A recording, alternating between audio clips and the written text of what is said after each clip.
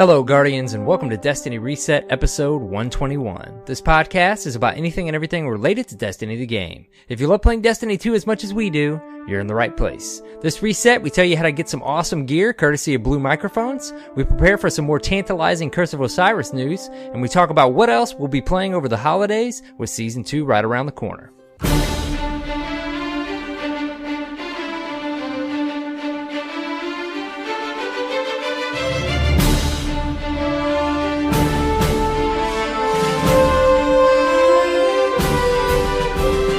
Hello, Guardians, and welcome. It's AER0KNIGHT, and here with me, of course, my buddy, CyborgSasquatch. What's up, dude? Hello, friend. Man, I am exhausted. It's been a long week plus weekend. One of my best friends in the whole world got married this weekend. Shout out to Rufio. Congratulations on your nuptials. He's on a cruise right now. Nice. That's exciting. So he's going to get some nice R&R. But yeah, that's cool, man. Coming off Congrats, of that man. whole spiel, and had a grand time, but not a lot of sleep and a lot of hijinks and fun with that whole ordeal. Yeah. And but I'm here. I made it. I'm still awake. We're starting later than normal this week, so if you hear snoring partway through the show, sorry, we'll wake up. We'll try to kick each other. Whatever we got to do to get the show out. But yeah, how are you this week? I'm good, man. I'm good. It's been a fun family weekend. It's kind of like having some time here before the holidays kick in. Yeah. It's getting close. Gotta start the Christmas shopping soon. I'm sure many already have. I know.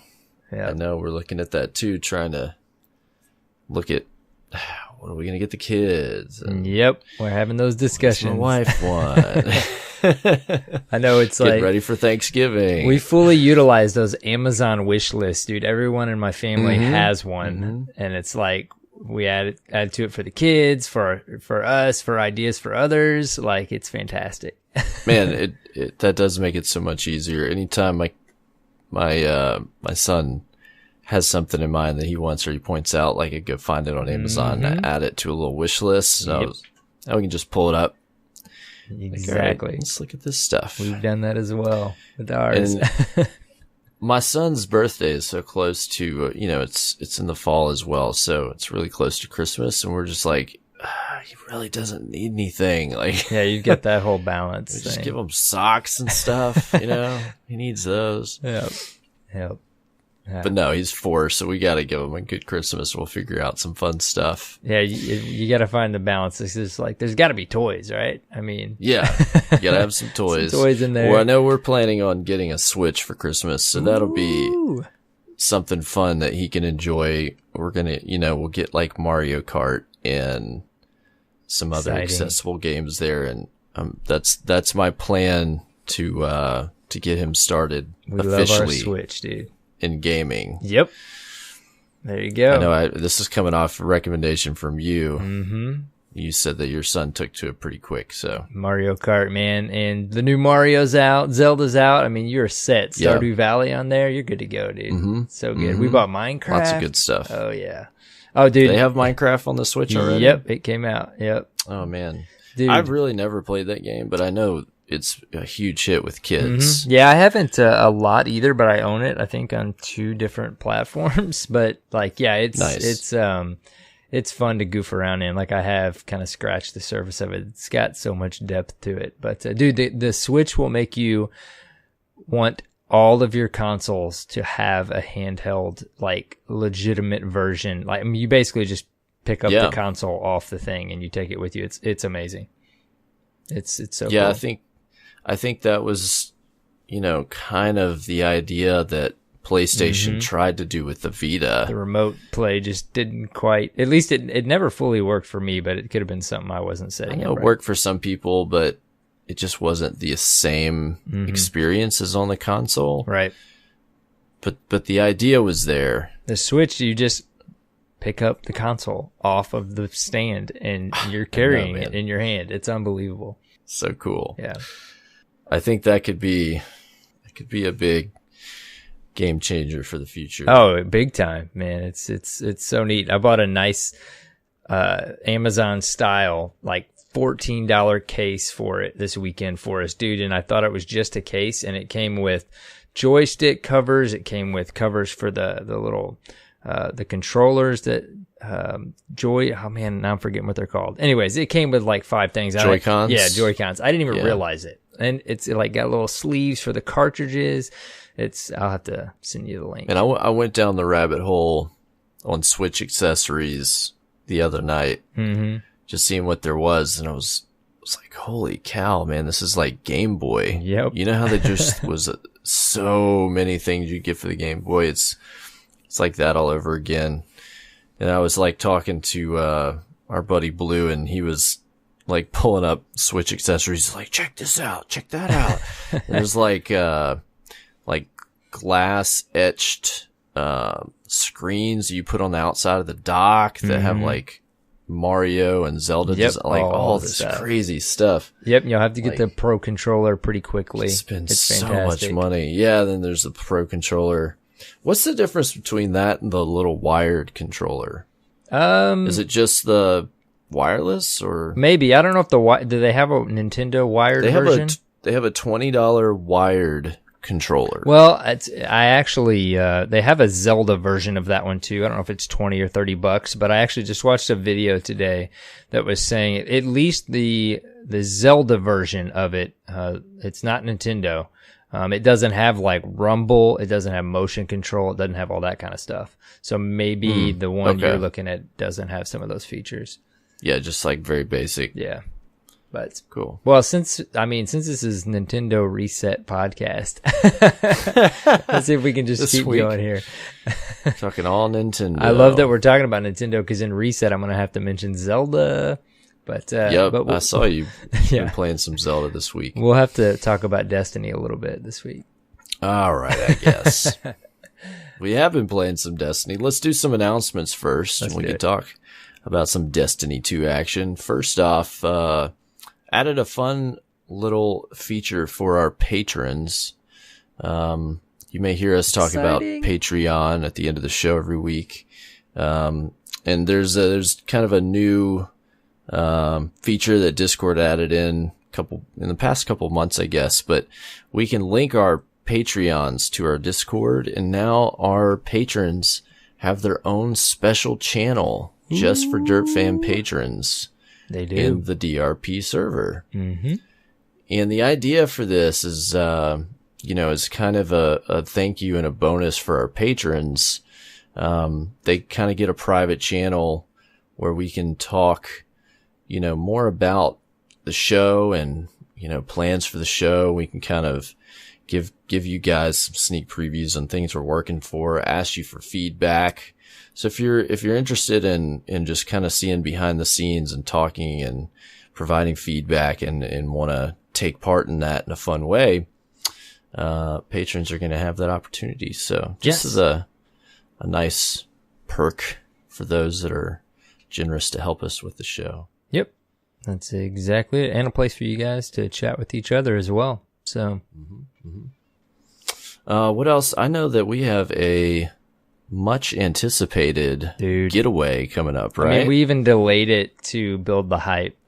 Absolutely. Yeah, this coming weekend, as you're listening to this, the Derp Fam Reunion 2nd Annual. It's also known as the Midwest Meetup. We just coined it as the Derp Fam Reunion last year.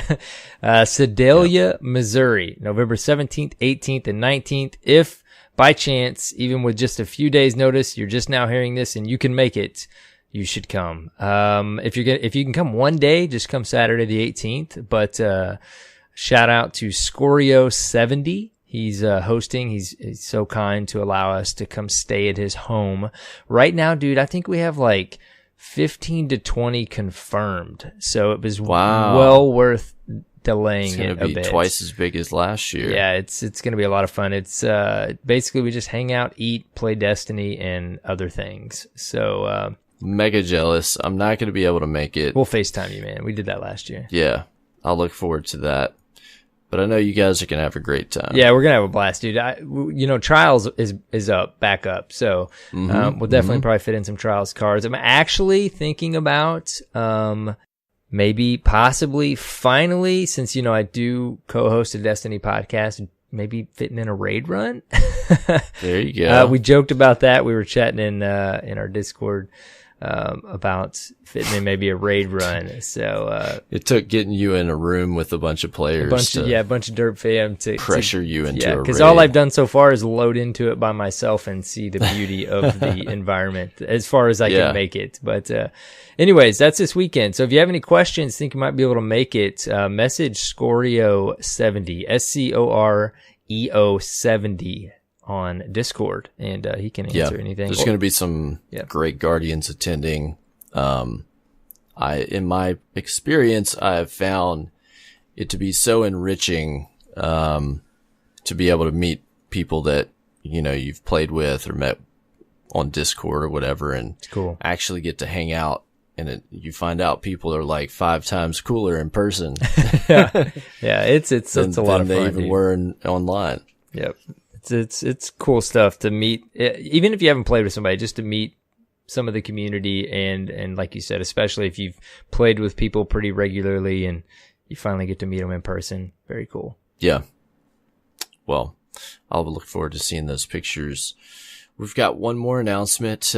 We teased last week that we're doing some giveaways with our partnered sponsor, Blue Microphones. And so we're going to be doing 2 different things this month in conjunction with Blue. They've generously provided some extra giveaways for us to give to our listeners and community this month. So first off, keep your eyes peeled on Twitter today when you hear the show. We're going to have a tweet that will allow you to enter to win an awesome package from Blue Microphones. It will be a Blue Yeti and a pair of Blue Lolas. Hype. So if you are a PC player, this is going to be an awesome package for you to just step up your experience on PC with an awesome mic to chat with everybody and some really nice headphones to hear the game in a whole new way. So go to Twitter, look at our feed on the 14th at Destiny and Reset. We'll have a link. Yep, at Destiny Reset on Twitter. And then second, we've got a special giveaway just for patrons. If you are a patron, we're going to have a cutoff date by November 30th. If you become a patron or are already a patron, you will automatically be entered to win a pair of Blue Yetis, Blue Lolas or Blue Yetis, your choice. Mm-hmm. Your choice. And so, awesome perk for patrons only. Get an extra chance to win. Yeah. That's our thank you to you guys. And, of course, thank you to Blue. They said, guys, we want to give you some extra stuff this month to give away to your community and your listeners. And we're like, okay, that sounds great. We'll take that deal. So, very cool. So thank you, Blue. Yes. Of course, if you don't know already, Blue powers Destiny Reset podcast with their Blue Yeti microphones and Blue Lola headphones. Make us sound awesome and let us hear our beautiful voices so clearly. We don't have playback, so I just get to hear Cyborg's beautiful voice and he mine. And unless we go download the show and make sure it sounds okay for you guys. Mm-hmm. So like download it on Tuesday and just listen to the front half and be like, okay, does it sound like there's any random noises going on? Nothing is broken. Sounds excellent. Well, that's all the announcements this week. Ready for some news? Yeah, dude. We got a little bit of news this week. Some interesting stuff in the TWAB. Interesting. This week at Bungie, they talked a little bit about faction rallies. Of course, faction rallies are on. And of course, they don't mention this in the TWAB, but very quickly, a new cheese was found crazier than the faction last tokens. one. Yep. But man, is it boring? Is it boring? But man, it's efficient. It's time efficient. That's for sure. What do you think about this? The fact that, we ask for incentives to play more activities, but as soon as there's a cheese, we just do this for 3 hours instead of what's funny though is for probably, I mean, I can at least say for you and I, we have limited gaming time. So it's like a lot of this stuff, when this happens, like even when cheese is in the raid and stuff, it's like, ultimately, I like to do things, like the actual activity in the game, but I do like to experience it just to, like back in Crota days and stuff, just to be able to, especially with the podcast now, like, I don't know, I just like to experience the cheeses in the game. It's almost part of the Destiny experience. It's like the history of the game. You remember it a year later. The loot cave. Yeah. So like this one in particular though, it's like, wow, okay, I've got an hour to play. This isn't really fun, but I do want that dead orbit auto rifle. Like, Which I hear that dead orbit auto rifle is pretty dope, huh? Yes. Yeah. I tested it a little bit, but it looks cool too. I like that gun model. So anyways, what do you think? I mean, it's it's kind of one of those things. I just find it funny. Yeah. That's what happens. Well, then it turns into an RNG conversation because people are farming the coins. They're getting 1,000 in an hour, and then they get like 5 of the arms, and they're like, "What is wrong with your system?" I'm like, "Well, really, you shouldn't be getting loot that fast." Which I was really hoping, and I guess I was just confused about it, but I could have sworn that they said they were gonna allow us to purchase stuff, like they were gonna roll out that portion of the change to the faction rallies this time around, but I guess I just misunderstood. Yeah. So I was looking forward to just being able to pick what we needed, but yeah, we're pretty much gonna have to deal with RNG. I'm trying to just make sure I get the full new Monarchy armor on my PC Titan, and then my new Hunter, or newish Hunter on Xbox. I think I'm like one piece away on PC, and then like I might have half of it on Xbox, but I still have some more leveling to do. Yeah, I'm hunting the SMG and the auto, and I still haven't gotten the SMG on console yet. I don't have the full set either on PC, but that's the thing. That's a whole conversation I saw happening this week, was the whole drop system, and it's like, it's such a hard balance for them to hit because they don't want to give you everything. You remember Crota, dude? Like you remember when they went totally the other way with Crota after Vault of Glass, and you had everything after like 2 runs. So it's like you want stuff except for a couple things. Yeah, you want stuff to chase. Crux. Oh, right, yeah. You want to have stuff to chase, so you don't want it all at once. But at the same time, after 30 packages and an event's not going to come back for a little while, it does stink if you don't get the whole set. Yeah. Anyways. Yeah, but they already have a fix in the way for that, so. Yeah. Yep. But so either way, faction rally's been on. We'll see at reset, or sometime later in the week, we'll find out who won. And hopefully we'll have some new Monarchy banners flying over the tower. Right. I would like to see a different draped flag in the tower. Dead Orbit week was depressing, man. I still went with my Dead Orbit because I wanted those 2 weapons. My good old Dead Orbit, but you don't want the grenade launcher, right? Yeah, even though I mean the perks for a grenade launcher don't look too bad on it. Yeah, I'm not really a grenade launcher user, so sometimes in PvE, but not too often. Anyways. Yeah, just when you happen to have one equipped. I finally got Play the Game. Oh, dude, yeah. I haven't had that on Xbox, and I got it on PC and tried it out. It's awesome, man. It's awesome. I see why everybody likes it. I wish they were all just like that. Yep. I got it on both. And dude, you shoot a grenade launcher at that ship for that heroic public event. It's worth it to use it there. Is it good? I haven't tried it that way. But other than that, yeah. Nice.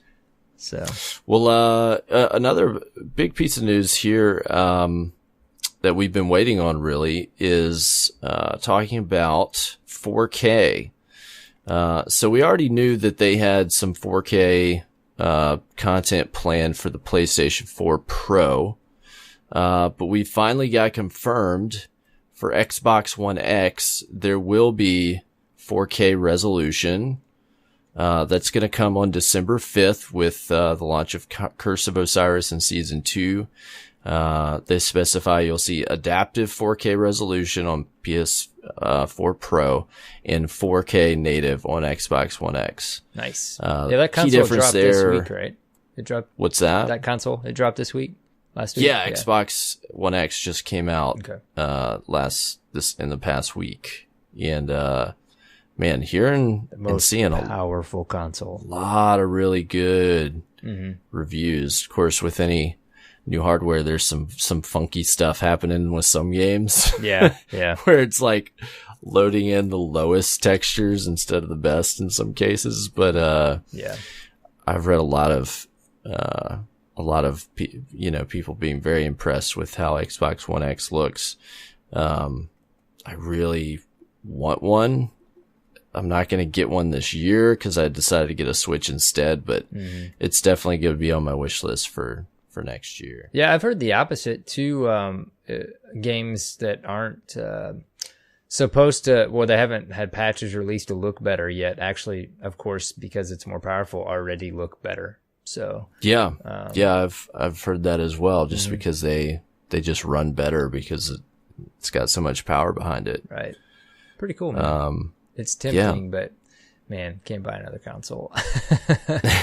Well, my Xbox is one of the original, first year Xboxes that came with the Kinect and everything.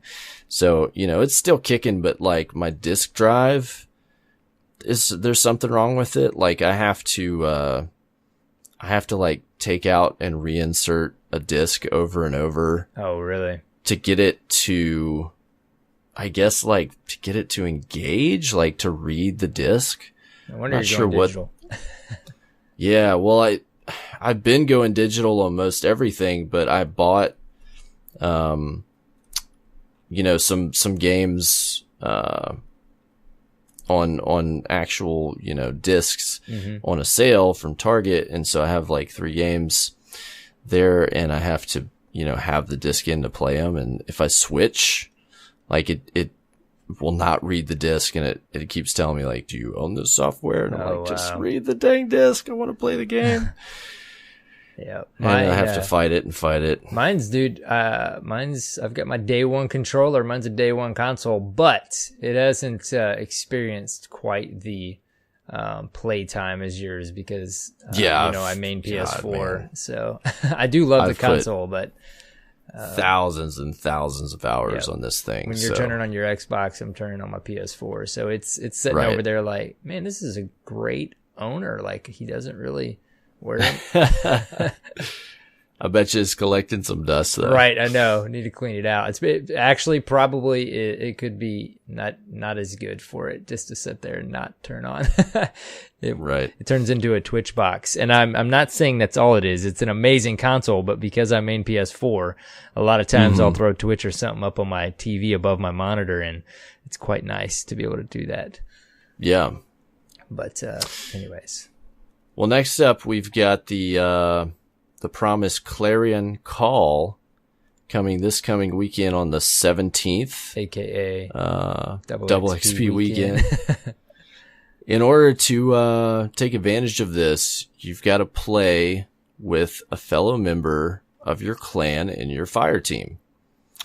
So you'll get increased XP gains, double XP from 10 a.m. Pacific on the 17th to 10 a.m. Pacific on the 20th. They also mention if you are just a dedicated solo player, there will be future Clarion calls that won't require you to play with the clan.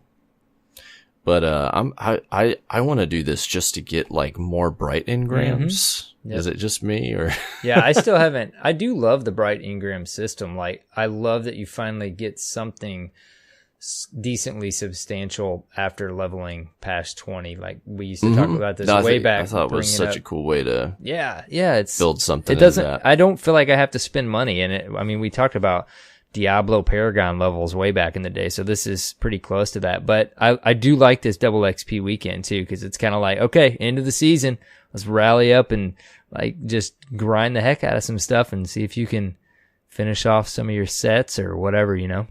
What would be really cool, and I don't know if this is the case, but if you would get double reputation. Oh, with vendors, yeah, wow. That would be cool. They really haven't said that, so I don't think that that's going to be the case, but that would be a really cool way to make sure that you, like if you're chasing certain armor sets or just things like that. I like that. You know, that would be cool. Yeah, I like that idea. It might break the game, but if we're going to have seasons where, you know, there's stuff that we can't get anymore, give us the loot. But I'll definitely be doing that on PC because I want to get as many bright engrams as I can to get, like, you know, some of the cool cosmetic stuff on PC, because I've got a ton of it on Xbox, but I was like really tempted to spend money on more silver on PC, and I was like, I can't spend another $50 in silver on another platform. Like, I'll just have to have Xbox be the place where I collect everything. Yeah. I almost spent money to get that Mida ornament when it was up that week on Eververse, but I didn't. I was like, nah, I'm not gonna do it.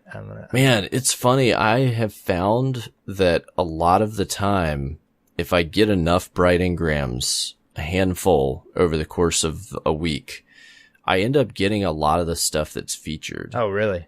And I don't know if it's weighted that way, but I can remember like 5 or 6 times, like there was an item that I wanted, and I was like, well, I'll just see if I get it. And I almost always have received it in a bright engram that I earned. Yeah, I probably can think of some times that has happened. It hasn't happened with Mida, but that's okay. See, because I run my White Knight Titan, like almost all white, minus a little bit of black and a little hint of blue or teal, and it's like I want that white. Do you have that white ornament for Merciless? I don't, actually. That one looks really cool, too. I don't have that one. I get ornaments. That is one thing. I get a lot of ornaments for stuff that I got one for Wardcliff, and it's like, meh. Like, I did get one for Risk Runner. That one's pretty awesome that one's looking. pretty cool. Yeah. I got one a couple days ago for what's the hand cannon? Sunshot? Solar. Yeah. I got a Sunshot one that looks really cool. It's like black gun, with red outlining and stuff. I don't think I've seen that one. Yeah, I love that gun. All right, but moving on, they've got a little section in here about some information from the social design team, where they talk about guided games, in-game chat, and the emote wheel. So I don't want to read this whole thing because it's a lot of information, but they're mainly focusing on how they see guided games are going. And so they're working on some short-term fixes to help with that. That are going to come with Curse of Osiris. So one is, you will get an audio cue when you found a guide, which I think is great. I've had people tell me, like, you know, when sometimes it's a long wait to find a guide for a game. And so they would, you know, be looking at like watching something on Netflix or like doing something else and realize that they missed a guide. Because they weren't looking and paying attention. So this is obviously needed. Full clans can now guide.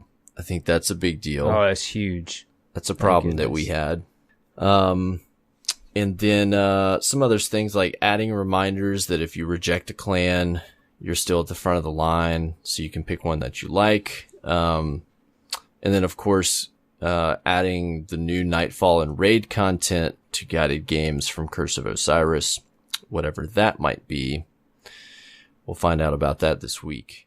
Yeah, I still, we have several Dirt fan members that just, this is like one of the things they do throughout the week. They go and do do guided games. So, they'll pair up and find someone for a nightfall, and I think it's awesome, dude. Like at some point I would love to partake in some of that stuff. I actually have wanted to be guided through a nightfall just to experience it, just to try this feature out, but I have yet to do it.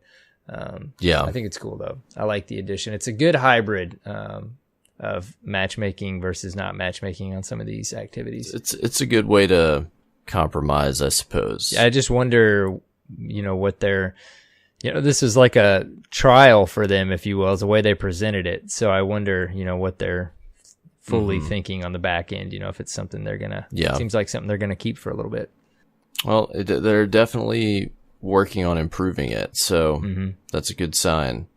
They also mention that they do want to add clan chat into the game, as well as a tower/zone chat. I'm assuming that these are like text chats, similar to what we have in the app. So that would be definitely interesting to have clan chat, at least in the game. I think that could be helpful, very helpful. Yeah. Well, I know, like, I got a buddy that just picked it up on PC, never played Destiny, and I assume this is what the tower chat would be. But one of the things he messaged me at first is like, I don't know how the chat works. I can't talk to anybody in the social spaces. And it's like, you can't. I mean, you can't. Didn't even really think about it. Yeah. But I mean, it would be a nice feature, honestly. I think a text chat, I totally understand why there's not voice chat in social spaces, because it could be obnoxious. But I could see how a text chat would work, because you can ignore it if you're not interested. Especially on PC, for sure. I mean, really on all platforms. For sure. Yeah. Absolutely. And then they're going to be working on some improvements to chat functionality. And then the emote wheel, I'm a little concerned about how they talk about this, because they say, look, we really want this, but we're trying our best to make it happen as soon as possible. And with all these things, they keep mentioning, like, we have to prioritize it against all of the other asks.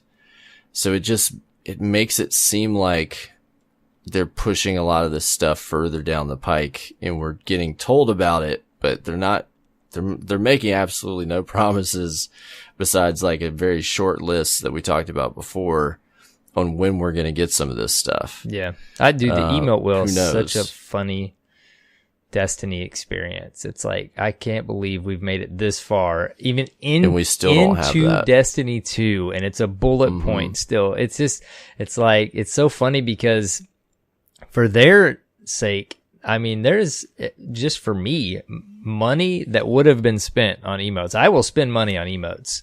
And obviously they've got a lot on their list, so I'm sure an emote wheel is way down it, like you're mentioning here, from the way they're phrasing things. But I don't know. I would think they would want to shoot that out at some point in a quality of life patch soon. Oh yeah, like some point before Destiny 2 even came out. Yeah, right. Or at least with Destiny 2, right?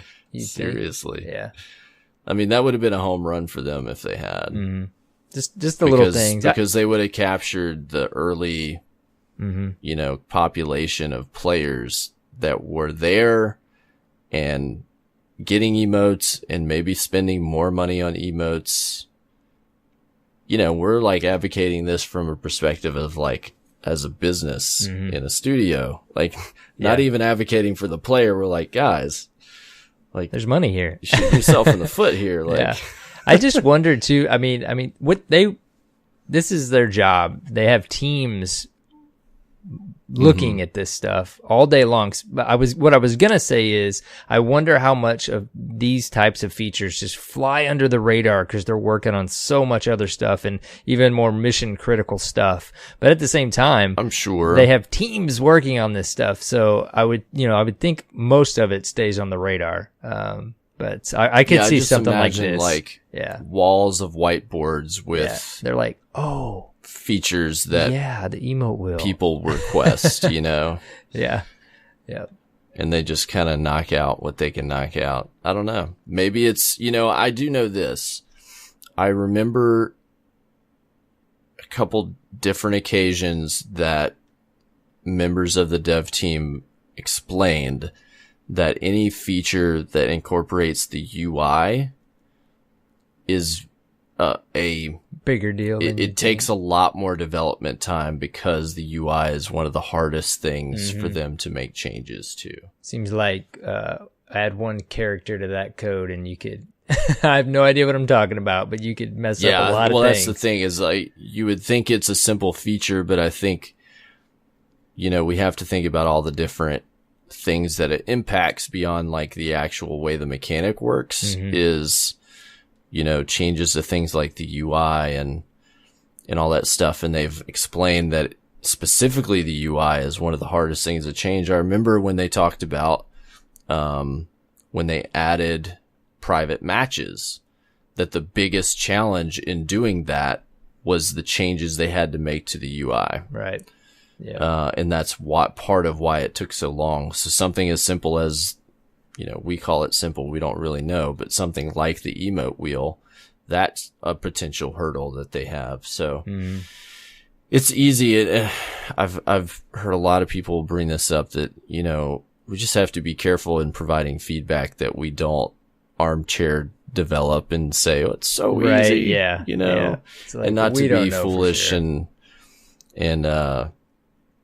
you know, encourage that kind of thought process because we're not developers and we really don't know. We can only go with I will say, what we know. If you're going to hold back, wait a little bit on the emote wheel, that's fine. But could I get my bow back? I miss my bow. I miss it. I don't know why it's gone. Maybe we'll see the bow back in season 2. We'll see. I miss it. I will say too, I hope some of the bullet points on that massive whiteboard you talked about that's probably in the studio, that they're taking some hints from the social space in Call of Duty.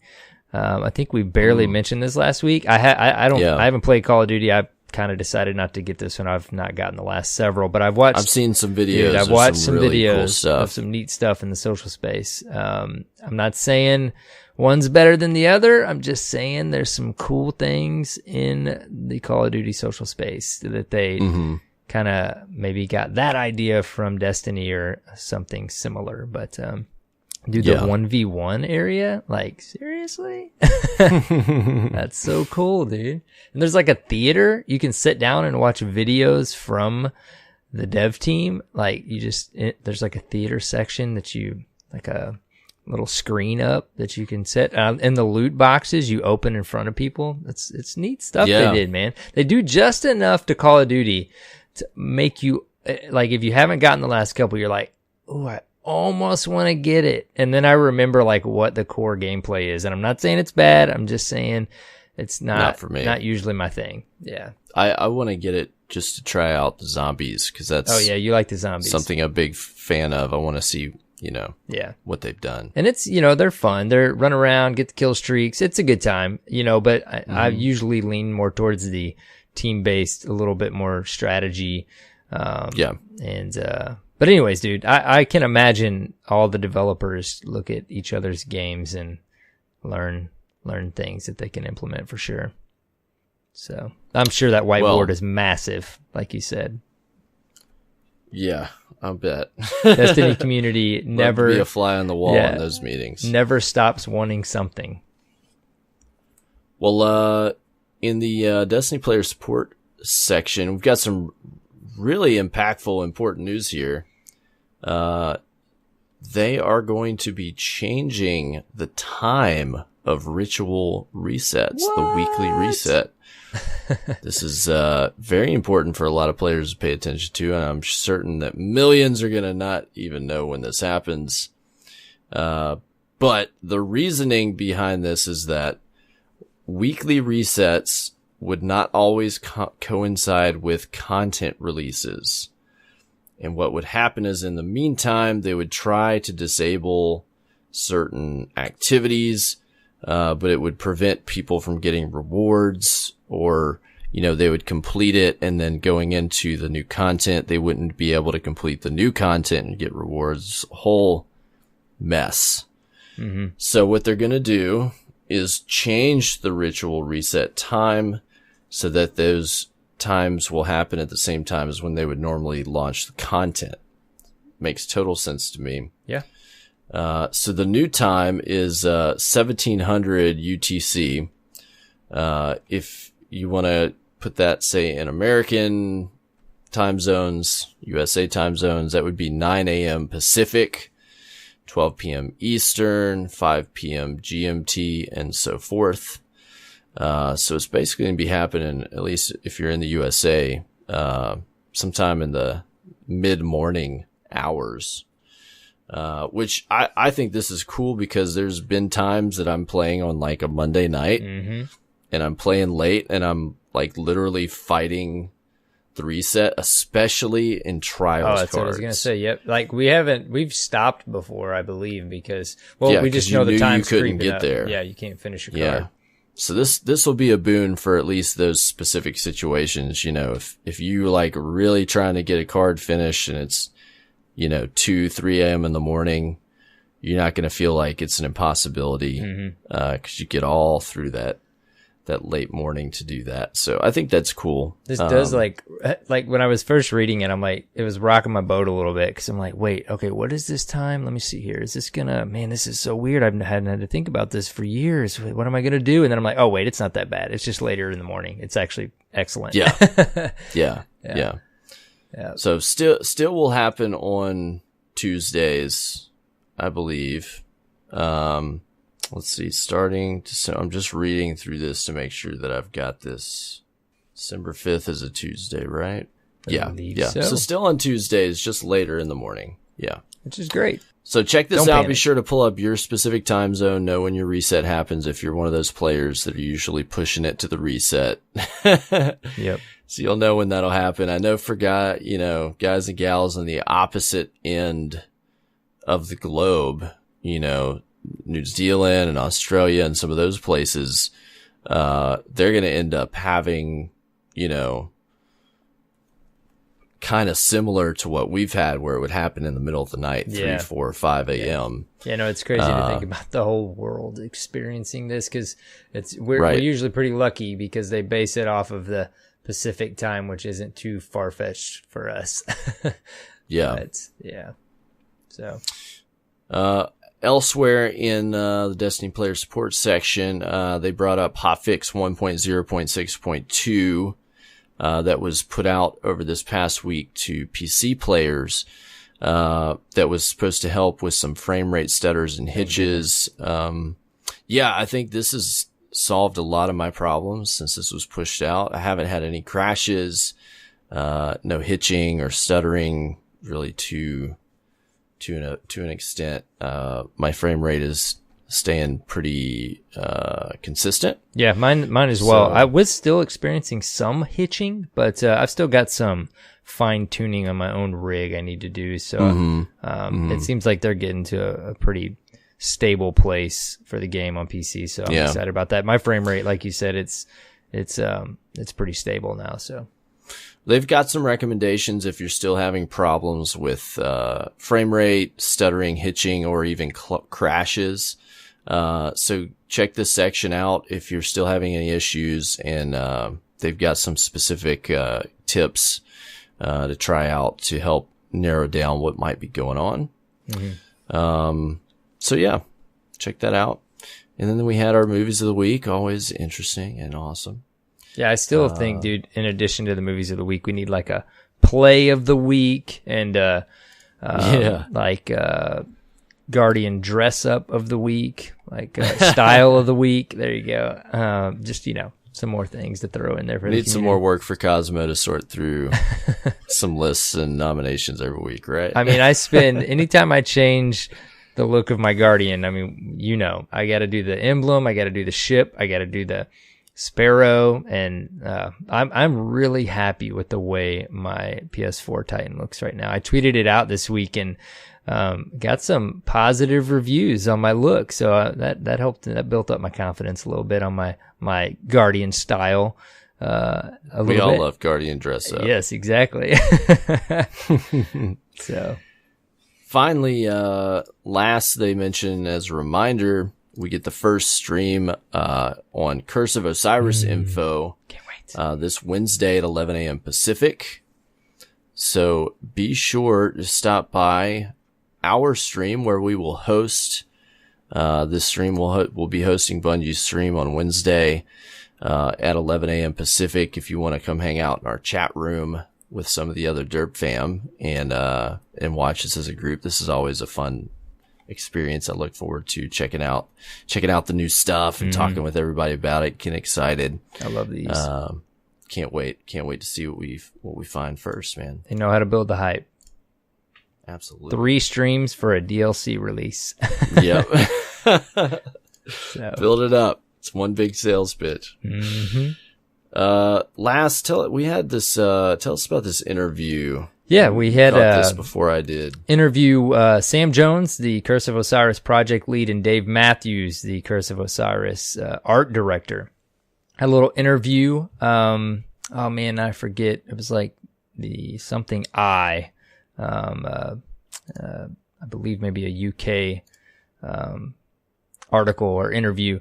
They kind of just hint at things like they do. It's like of course they can only say so much.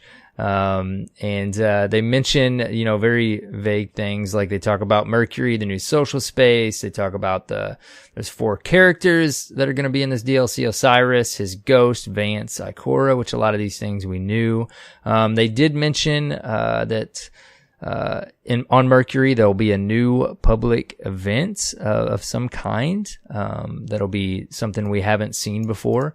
Something that probably the most interesting thing to me that we've already kind of learned a little bit about, or at least people have speculated about, is the Infinite Forest and how it's going to be like a Vex simulation. So yeah, I thought that was a pretty cool twist. Yeah. So people have speculated about it being like a procedurally generated area, but dude, I just keep, and I'm probably way off, but I just keep wondering if this is not like the most excellent time to incorporate a true wave-based game mode in this. You might see it, man. Dude, this could be it. And I know I've said probably like 4 episodes in a row and many others here and there. I've mentioned horde mode, wave-based, but dude, I would love if they took this idea here and they incorporated this into the game. And then it also makes me wonder if it could have something to do with the new in-game activity as well. I mean, there's a lot that they could do with this, other than just throw us in there for some story missions or something. Yeah, we talked last week a good bit about what the new raid activity could be, and I hadn't found a source on this at that point when we recorded last week, but I did see a post came across after that discussion that pointed out the original promotional literature for House of Wolves, which is when we got Prison of Elders, described that activity the exact same way. New raid activity. Which is so that telling. Being known and said, I find it even more likely that we get some other type of, different in-the-game activity like a wave base or survival mode or something, which I would totally be into and I think could be a lot of fun. So, yeah, dude, I would definitely be all for it. If they give us, I don't want like a kind of a half-baked wave-based mode. They can do it. It's Bungie. I always forget the name of it. You tell me every time in Halo. What was it called? Firefight? Firefights. And then, it was Firefight, which I played a little bit. And, that was so much fun, dude. I just spent hours playing around in that. And then you look at horde mode on gears and stuff. Like, if they could give us a fully fleshed out wave-based mode that would, it would give you that strike feel.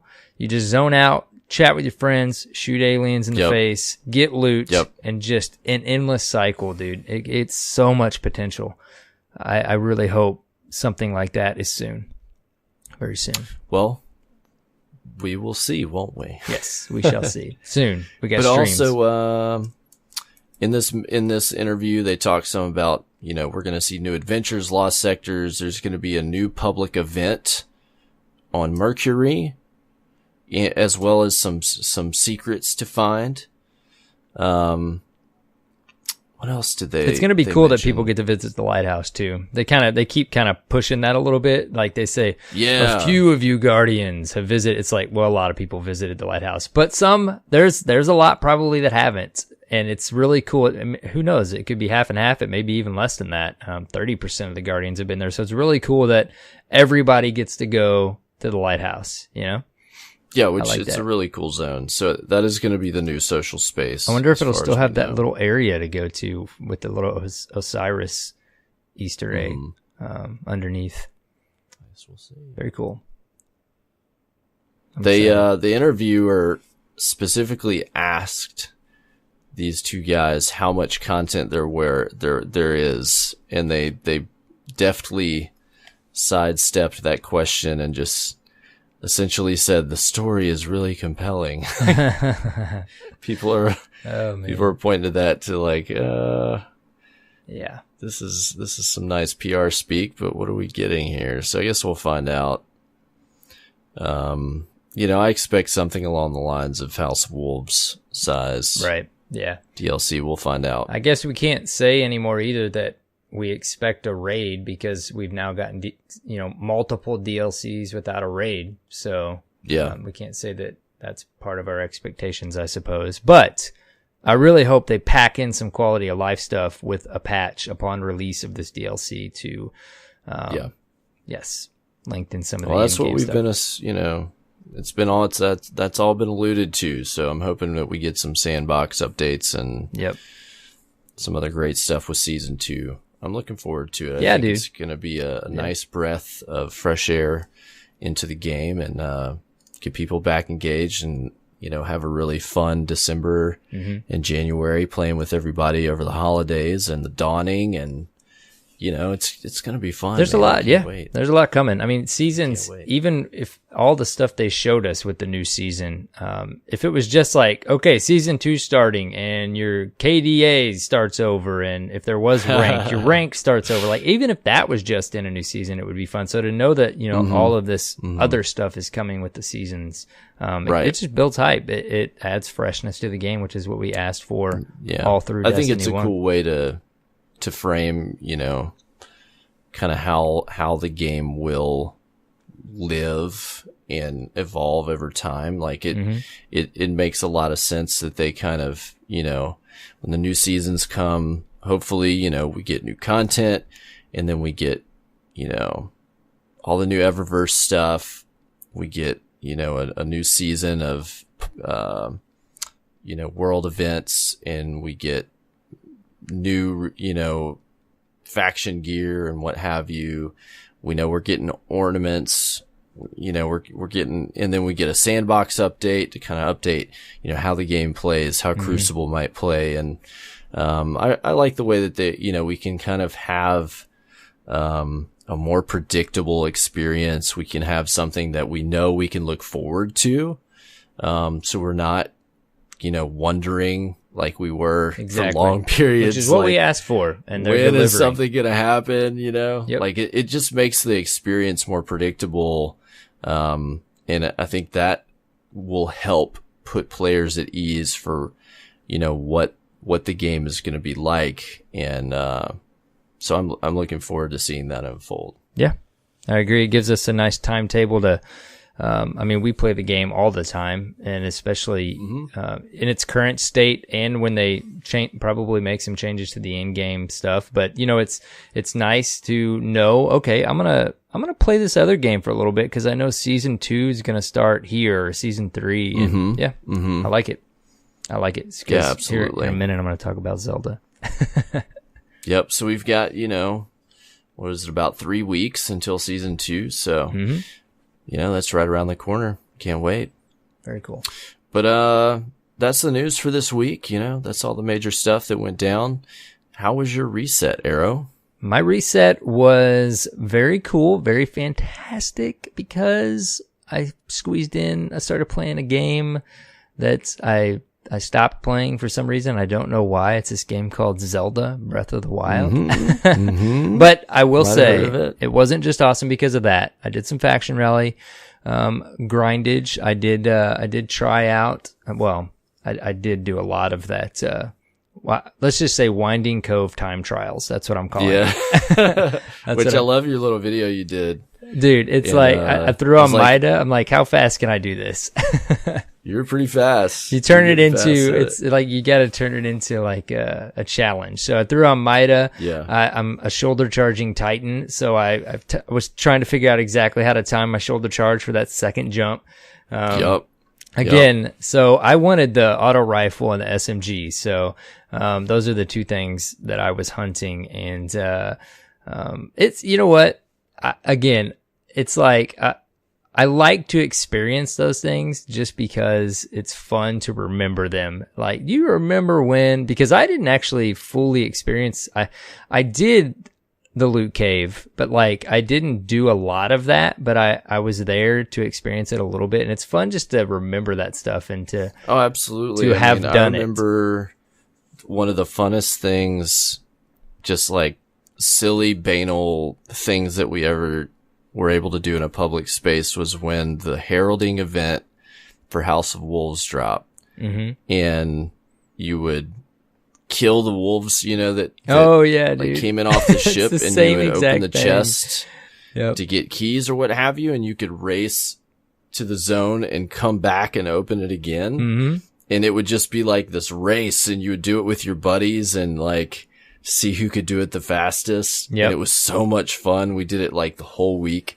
Pretty much the same thing here. Basically. Yeah. To an extent, I think that was probably more fun, but I still like, it comes up every so often. We talk about it and laugh, and how much fun that was just for that 1 week that we got to goof off and do something just completely off the wall. Yeah. And when you're in just your casual play, I mean, we're not going for like first, raid worlds first. We're just casually playing the game. So you jump in and just kind of experience these exploits. It's part of the experience. And I will say these in particular, when it comes to like not being able to play 8 hours a day, like I'm going to hop on for 45 minutes and I'm like, man, I really want that auto rifle. Of course, a public event sounds way more fun, but I only have 45 minutes, so I really would like to get that dead orbit auto rifle, Yeah. So anyways, did you partake in the Winding Cove time trials? Oh, of course. As I'm calling them. Because as well, I had limited play time, so I did that a little bit on my characters to get some packages. And, I ended up, I did all the reset stuff on my PC character because I'm still trying to build his power up. Got my Titan up to about, I think it's 281 right now. Yeah, I'm sitting at about 270 on PC. I haven't played some, but not a ton on PC. So did all that, got a good bunch of coins from doing that stuff. Yeah, as you get well, a lot faction tokens, of other loot, man, and then you end up with a lot of legendary shards. It helped me build up my legendary shards because I didn't have. I mean, I had like 3, right. At the beginning we're of the at week. that world that I was able to get enough to buy Insurmountable Skull Fort and then get like 30 more in the bank just from duplicate drops. So that was actually helpful in one regard to get duplicate stuff from those packages because I just needed marks so I could infuse stuff and buy something from Xur. Which Xur selling the Prospector, not the most amazing weapon, but I cannot get it to drop on Xbox, so I can finally go buy it and say that I've got it. Yeah, add it to the collection. I did that with the sniper rifle that was up. And they may do some work on it and make it a better gun. You always, I'm telling you guys, if you weren't around for Destiny 1. Keep like the weapons. Sometimes the worst gun in the game can become one of the best. I have so many pulse rifles right now, dude, because I feel like it's almost inevitable for them to give a buff on some pulse rifles. Like I'll be very surprised if they don't do something with what is the exotic pulse? Now I'm drawing a blank. Oh, we've talked about it a few times. Yeah, the Trials looking one. No, not Vigilance Wing. That one's already Vigilance Wing solid. is actually decent. Yeah. The one that does the black hole. Oh, Graviton Lance, man. There we go. Yeah, I want that gun to be better. I want that gun to be cooler, I'd be surprised if they did do something to that in Prospector with the sandbox patch, like to make those more desirable, just more powerful. Yeah. Dude, I like this faction. The faction rally stuff's cool. I like it. It adds that another event like Iron Banner. It feels like something, so far it feels like something's always coming up. You know, we did have the raids and stuff drop, so that added a little bit to it, but just something fun. Yeah. You know, just like, some kind of cool event. Yeah. Yeah. I like it. And I hope that they can build on faction rally. Like if they can add some layers to it, I think that would make it even more fun. Like if there was just something, I was talking with people this week, like maybe if there was a special playlist for Crucible. Yeah, I want more PvP stuff. That's exactly what I was going to say, dude. If they could add a cool PvP element to it, where maybe you go in and you rep your faction and play a special mode, or, you know, there's just a lot of things I think that they could add to give it some more spice. Plus, dude, we still need armor set bonuses. Give us, I think I said that after the last Iron Banner, and we've mentioned that way back. Like, give us some sort of little bonus, even if it's XP gains. Like, if I have all my Dead Orbit stuff on, dude, while I'm rocking the Crucible during a faction rally, like, I get more tokens or something. Yeah. Yeah, like 20% more of this, or experience. You know, like the planetary armor sets. You know, if you've got the whole EDZ set on, you know, give you increased rewards on the EDZ if you've earned that. You know, and just different stuff like I think that they could do. Yeah, that could be really fun. I think what I had mentioned before was it would be cool, like in Iron Banner. I would love to rock the whole set. And that's all legendary. So you get some sort of, this would be harder to balance, but you get some sort of perk that is kind of offsets not having an exotic because you're running all legendary gear. So it would just give incentive to wear all these different sets versus mixing and matching, which, you know, we love to do that too. But there's definitely some potential there. I think we're onto something. Yeah, for sure. It's on the whiteboard, I bet, that you mentioned earlier. Somebody's had to think of this already. Yeah. But how is Zelda playing? You jump back into Zelda. What got you into there, and what's it like? Well, I mean, my kiddo and I played it, and I mean, you already know it's fantastic. I mean, everybody says so. We played it enough to realize that. And then I had a coworker this week, dude. That's all it takes sometimes. He's like, I started playing, I got a Switch and started playing Zelda. He's like, I played all the Zeldas, man. It's so great. And I'm like, that's pretty much was it. We talked for like another 20 minutes, but that was all that needed to happen. And I'm like, this game is sitting there. I have time to play it. Like, and the reason I have time to play it is because the Switch is amazing. I can take the console. Yeah. I can sit in bed and play it before I crash. I can take it to work and play it on lunch, you know, while I'm sitting there eating a sandwich. So, dude, and I'm in that zone right now. I almost threw Witcher 3 back in. Like, I really want to play a game like this right now. Good RPG. Yeah. And I am completely taking my time. I'm just exploring every section of the world that I'm unlocking. I'm just no rush. Like, I see a little a tree house over there with some enemies, and instead of just like trying to fast travel through the main content, I'm exploring, and I love that, man. It's so, when you just let yourself do that, there's no rush to get to the end of the game.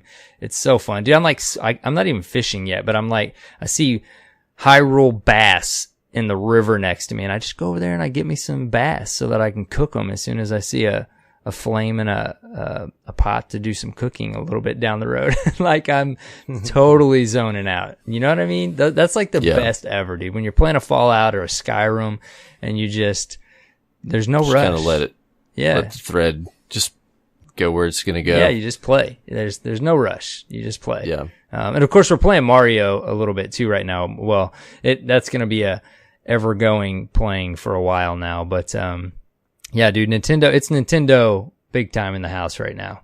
So nice. You got to get one soon. I know it's coming, man. By Black Friday, one will have been bought. Yes. Yes. I've been, I have a really big itch. I really want to play the new Assassin's Creed, and I have Me it. too. I even installed it. I've had a lot of people telling me how great it is, but I want to finish Wolfenstein 2 that I started first, because I really had wanted to play that as well.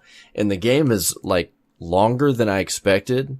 I got to like the whole second half of the game, and then there's some, they add mechanics on that I didn't even expect, and extra ways to, I guess, to kind of extend the playability of the game. So now I'm like, man, I really don't want to start another game and then not finish that one. Yep. So I'm kind of slowly but surely, like an hour or two here and there when I can, trying to fit some playtime into the game. But I'm having a ton of fun playing it. If you played the first one, that level of quality is there and then some. The way that they write and build this game, for it being a mostly linear action FPS game, it's got a ton of story, it's got a ton of character, a lot of dialogue that you experience as you go through the game, a lot of different ways to play it. You can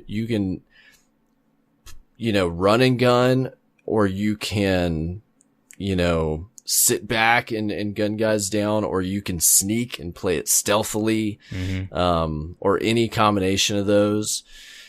And I'm just having a ton of fun playing it. And then on top of it, the way that they write the stories, like the turns and the things that happen, are just absurd at times. And they've surprised me a couple times with what was happening, and I was just like, this is awesome. I love it. So I would pick it up if you enjoy games like Doom, or, man, it's like hard to think of a lot of games that fit in this genre anymore. Any of the Bethesda published, like Prey, if you enjoyed that, you might enjoy this. But it's been a lot of fun. So I'm trying to get that done so I can play Assassin's Creed, because I'm hearing such great things about the new Assassin's Creed. I almost bought it this week, and I'm like, I had the same conversation with myself. I'm like, okay, Witcher 3, Assassin's Creed, I want to play that at some point. And then I'm like, and then that conversation happened with my coworker, and I'm like, okay, I gotta play. Let's play Zelda. I'm not buying anything. I don't need to buy anything. I've got such a backlog. I don't even have the wrapper off Mass Effect. Like, it's Zelda. Let's play Zelda. Like, no, don't buy another game right now. Yep. But those are kind of, that Assassin's Creed and Shadow of War. Like, those are kind of my games that are gonna get me, through the winter, basically, along with all the Destiny 2 content that we're gonna have to play.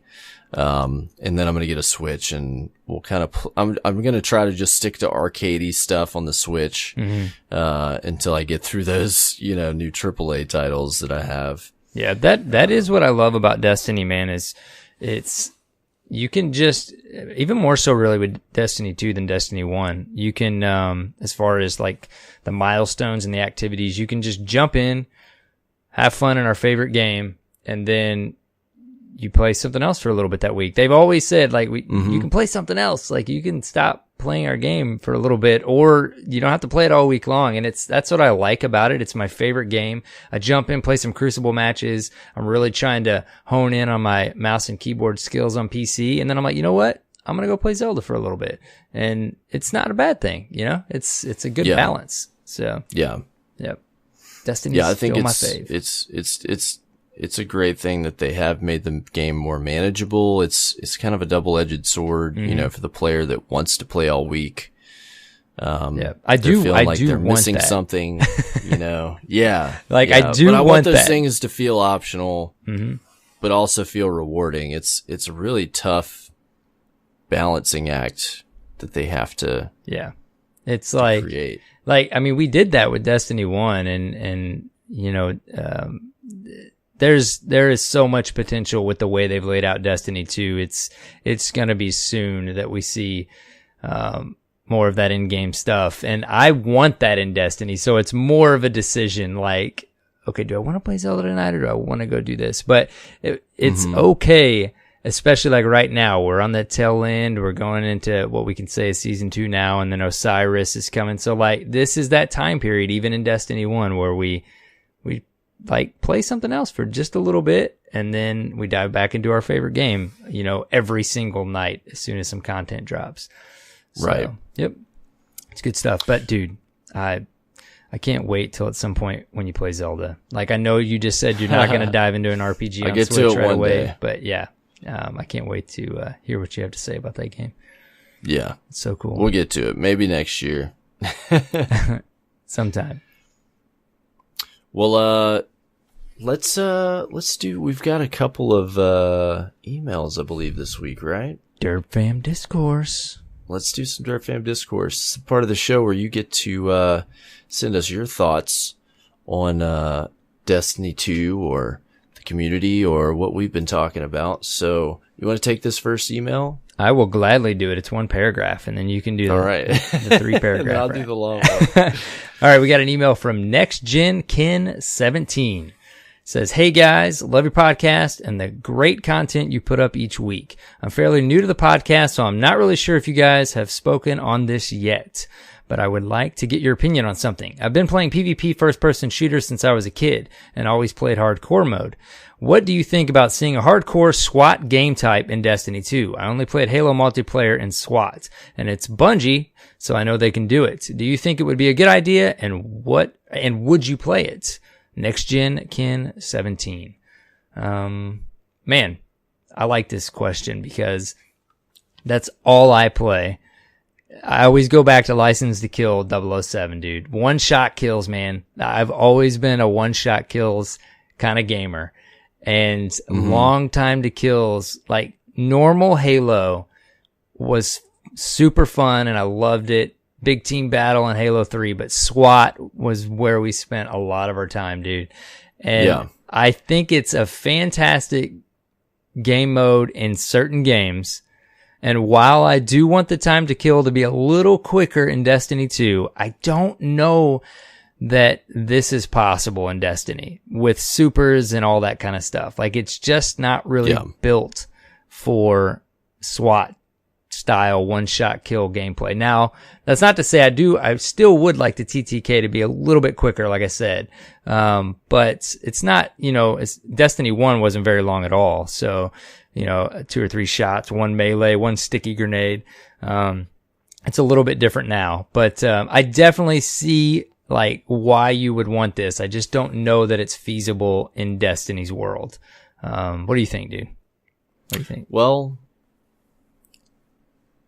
first question, I guess, for Ken is if he played through Destiny 1's life cycle, because they tried a game mode called Inferno that a little more hardcore, kind of flirted with the hardcore aspect. It removed the radar.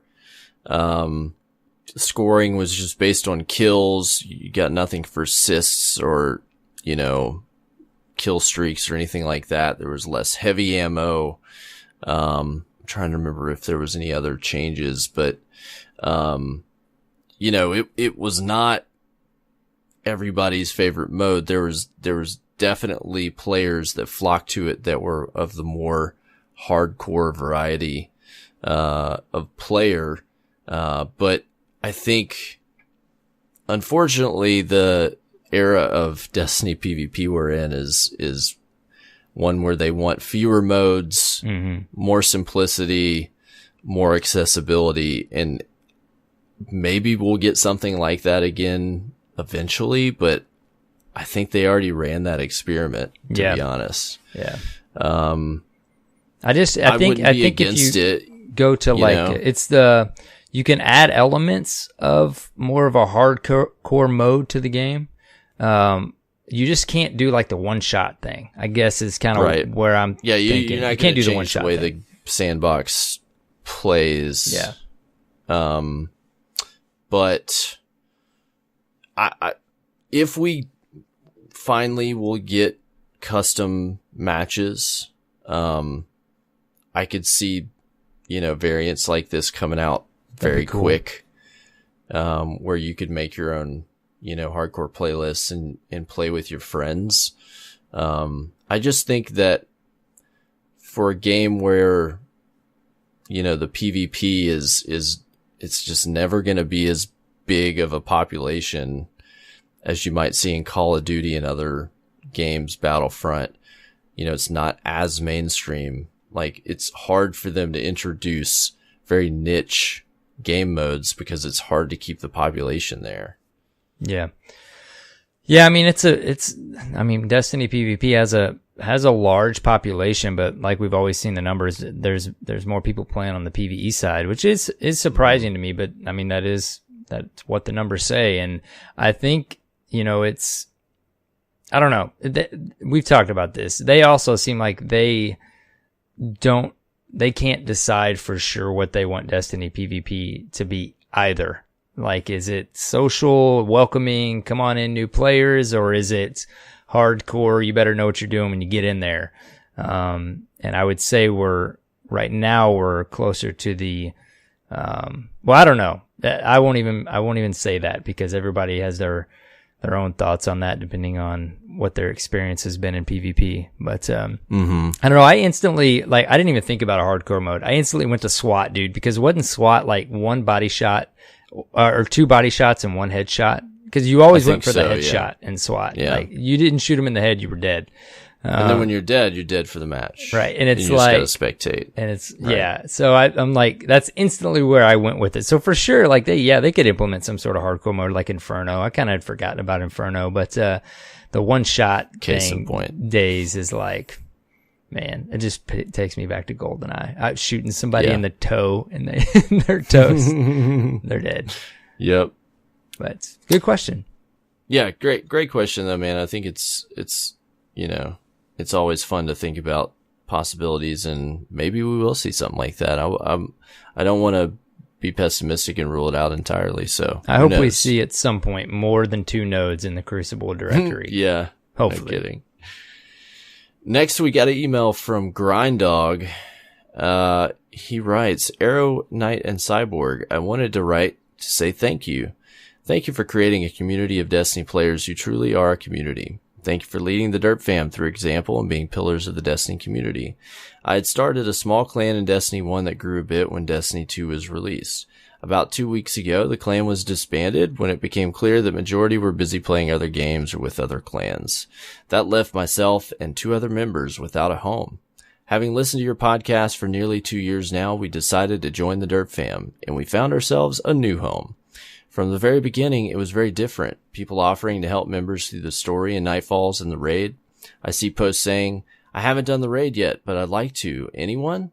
That are met with 5 or 6 invites to groups willing to help. There's no must-have 75 completions, 37 emblems, and a 7.8 KD and 3000 light. Just a group of players wanting to play with other members of the Derp fam. I helped guys through the Prestige Nightfall and the raid encounters, and I was helped through Callus for my first full completion. And it wasn't sweaty, and we didn't feel discouraged. We were laughing through mistakes and just enjoyed the game and the company. It makes me wish I had joined you all in Destiny 1 and saved myself from LFGs. So again, I say thank you for all you have done for the community. Thanks again, guys, and keep up the incredible work on the podcast. Grinddog Derp Orange. Dude. Well, thanks for that email, man. Thanks so much. We read that not because of the great things he said about us, but because of what he experienced in the community. And we're always really happy when someone does have such a positive experience there. You know, results are going to vary. You know, even now we don't have the activity that you might, you know, when new content drops, but there's still a lot of people engaged.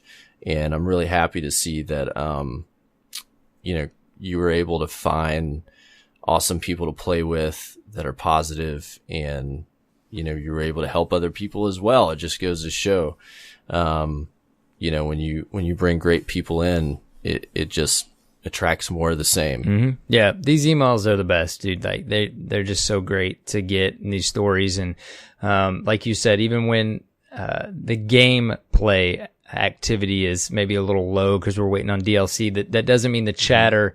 It's all about making friends and family, and everybody's still chatting in Discord, and I love the no 75 completions, 37 emblems. I love that you mentioned that, because that is one thing that the team works hard at, and it's not that we work hard at it. We just convey that it's important. That's not how we're not a big LFG Discord. We want people to get to know each other, make friends, and it's not about, have you gone flawless 10 times and you can join our fire team.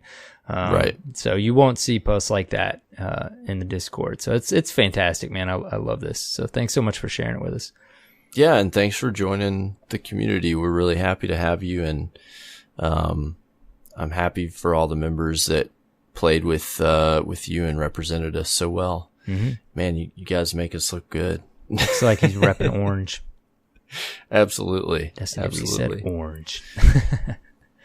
That's it. But if you're looking for a place to call home, we've still got places that people can join. If any of our communities are full, we've got a wait list right now that we're going to try to work to get people into clans when season 2 starts. We still got room on the PC side, and we're going to open up another PC clan. Mm-hmm. If we fill up there, we've at least got that covered. So come join the Dirt Fam. Come join the Discord. That's step 1. Discord.gg/Destiny Reset. That's where you can introduce yourself, meet some people, find out, where there's spots for clans, and even if not, you can still find people to play with and have a great time. Definitely. Spot on. All right. So that was Dirt Fam Discourse. If you would like to send us an email, you can do so at destinyresetpodcast@gmail.com or a SpeakPipe, which is like a voicemail. You can go to speakpipe.com/destinyreset. Do it. Do it. Your stories, your shout outs, your questions. That's it. You want to talk about patrons again real quick? Yes. Shout out Dirt Fam patrons, Loki's Weapon and Caboose029. Thank you so much for becoming Dirt Fam patrons this week. And we got to give a shout out not only to you guys, you patrons, but we got to give a shout out. We've given you your specific shout out on the show, but PayPal supporters, we wanted to let you know we have updated our website, and all of you that have supported us through our one-time PayPal donation on the website, you are now on the Dirt Fam patrons and supporters section of our website. So go check it out. You will find your gamer tag on there. Thank you everybody so much. We're at 50 patrons. We've had more plus of that through PayPal donations, and you guys are so fantastic. It's so great, so nice. Very cool. Appreciate that so much. And like we mentioned earlier, we're trying to find ways to thank you as well. And so we've got our Discord channel specifically for our patrons now. So if you're not in the Discord, this is a great time to join so you can take advantage of that. And then also, like we mentioned, if you're a patron now, or if you become a patron by the end of November, you'll get entered to drawing to win your choice of a Blue Yeti microphone or a pair of Blue Lola headphones. So go to patreon.com/destinyreset and become a patron for as little as $1 a month. I love that we can give to the community. I love that we have giveaways. I love that Blue gives us stuff. I like that it's just fun to give things to people. Absolutely. I like giving stuff away to people. And what better than Lolas and Yetis, and it's just and if it wasn't for you guys' support, like, I don't know, it's a nice cycle we have going here. Yep. It's great. Yep. Absolutely. All right, man. Let's wrap this show up and go to bed. It's late. It's later than normal. I did want to looking at the show notes here, I want to give you the opportunity to kind of plug something here, sir. Oh yeah. So we've got a little something new outside of Derp. Our friends and I. So myself, I'm the Blue Ranger, and ShadowCon. You've heard them all on the show. There's some pretty cool dudes. Yeah, there's some awesome dudes. We've gotten together and put together a new type of podcast, and it's called Splash Damage Radio. The idea there is for us to get together every week, and we just talk about different things going on in nerddom, in media, in gaming, in movies and TV, just the different things that we pay attention to and like. So if you want to go check out our new podcast, you can do so. We're on Twitter at Splash Damage Rad, because we couldn't get radio in there. It's too many characters. But our first episode just went up last week. Episode 1. We're on Podbean. You can also find us on Google Play, Stitcher, and Pocket Casts. We're not on iTunes just yet. That'll be up probably in a couple weeks or so. But you can catch us on all those other platforms. We appreciate you coming by and give us a listen. See if it's something that you would like. It's kind of a casual, fun podcast. We're going to try to have fun, do silly skits, make fun of each other, and, leave you with some interesting, discussion about, let's see, last week we talked about Stranger Things. We talked about some different games we were playing. This week we've got a really fun show coming up. We release every Wednesday. We'll be talking about, we got really deep into some philosophical elements of, inner splicing, the game. What was the name of it?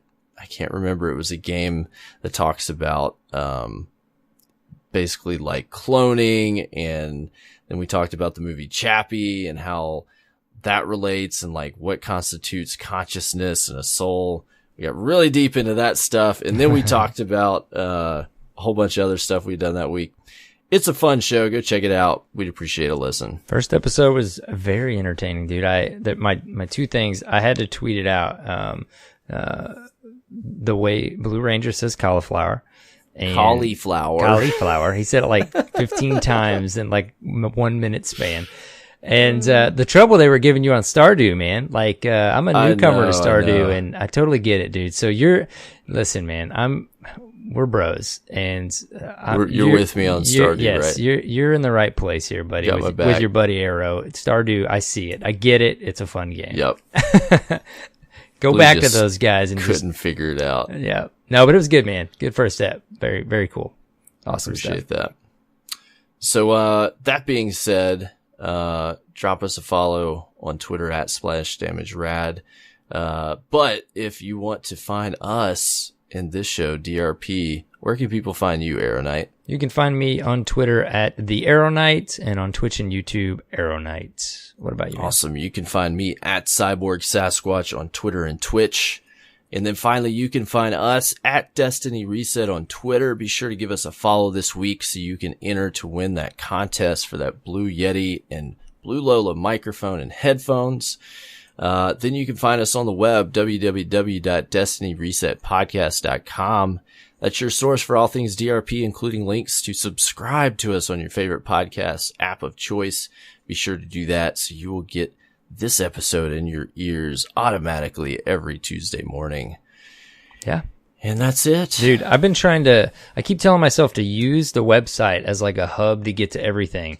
And we've mentioned that before on the show. Literally, just go to DestinyResetPodcast.com. Everything you need, Destiny Reset and Dirt Fame related, is right there, one click away. Yep. So if you're looking for anything, just go to the website and you should be able to find it.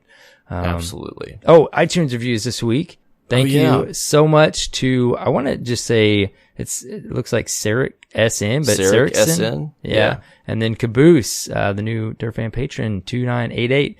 Thank you guys so much. We got 3 new reviews, 2 written reviews. So thank you to that third new person that left us a 5 out of 5. But we really appreciate it. iTunes reviews mean a lot. So thanks so much. Very cool. Are you going to bed, dude? Are you going to play are you going to grind some more Faction Rally? Might grind some more factions. We'll see. Do that? Yeah, it's, dude, it's later, guys, than normal. Like, we're pushing 2:30 at this point in the morning. Yeah. So, you talk about it and you're like, I'd really like to try to get those arms for my Titan. Yeah, it is nice resets Tuesday. So it gives you that Monday, but it's nice to have it done before the weekend's over. Yep, you're right. Anyways, all right, dude, it's been fun. Until next week, have fun playing Destiny 2 and take care, Guardians.